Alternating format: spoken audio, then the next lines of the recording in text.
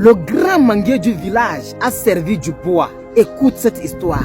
Dans un village, il y avait un grand manguier. Ce manguier faisait la fierté du village. Il y avait de l'ombre. Lorsque les villageois étaient fatigués, ils venaient se reposer sous ce manguier.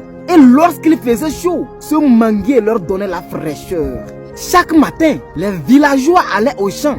Et lorsqu'ils revenaient, ils se réunissaient tous. Lorsqu'un villageois avait des problèmes, il venait se confier sous ce manguier. La soirée, les femmes venaient vendre leurs articles. On organisait les jeux et concours sous ce manguier. Quant aux enfants, lors de la saison des mangues, ils dansaient, criaient, jubilaient de joie en suçant les mangues. C'était le coin de repère du village. Ce manguier qui leur faisait beaucoup de bien, qui leur donnait la chaleur lorsqu'ils avaient chaud. Un jour, lors de la saison des pluies, il était en train de pleuvoir avec un vent violent qu'une branche s'est cassée et est tombée sur un villageois. Le villageois était blessé et il est parti pour recevoir les soins nécessaires. Le lendemain, les villageois se sont réunis et ont dit: ce manguier n'a pas sa place dans ce village.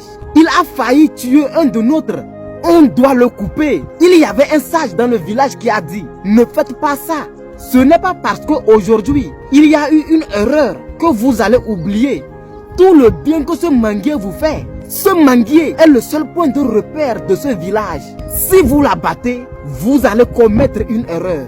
Les villageois ont dit: tais-toi, pauvre homme. Tu veux que la menace devienne sérieuse? Avant d'agir, nous devons l'arracher. Les villageois se sont munis de coupe-coupe et des haches et ils sont partis abattre l'arbre. Ils se sont partagés les bois et ils étaient contents. Le village est devenu silencieux. C'était calme.